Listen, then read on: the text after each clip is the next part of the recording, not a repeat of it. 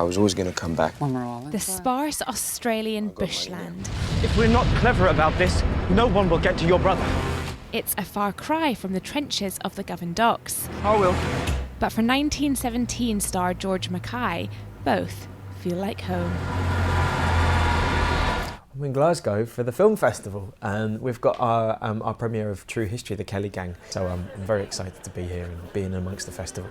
In Australia, at least, the symbol of Ned Kelly has been appropriated to mean, anything, or in the same way that perhaps Robin Hood has in the UK. But it's about this young man, his life, and the way that which he's trying to kind of carve out a name for himself and put his own mark down on the world. And your dad's Australian, isn't he? So how did that influence your performance? So much of the way I operate is informed by my father, and I realised that I didn't know anything about him, in a way, about where he's from. I had this yearning to go back to Australia and kind of meet my family more and spend time there and kind of work out what that place is. And I loved all the kind of punk costumes as well. To give that kind of swagger and that kind of punk mentality, we formed a band and played a gig in Melbourne.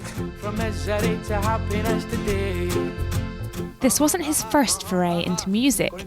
George's breakthrough came in 2013 when he starred in Sunshine on Leith, the Scottish musical film based on tunes by the Proclaimers.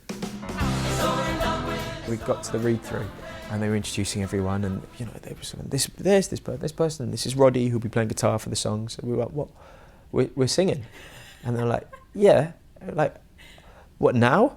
They're like, yeah, it's a musical. I'm like, oh my God, first date. We need to keep moving! The last time George was in Glasgow was to film 1917, Sam Mendes' one-take wonder that has since gone on to receive 10 Oscar nominations.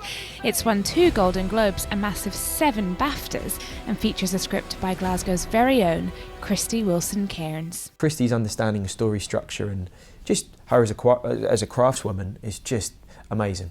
And she's lovely. A nice smile as well. I love Glasgow. If I didn't live in London, I reckon I'd live in Glasgow. And for some reason, everyone kind of sees you as one of us. Good. Which is great. I take that as a massive compliment. So the more Scottish I can be, the better. Polly Bartlett, STV News.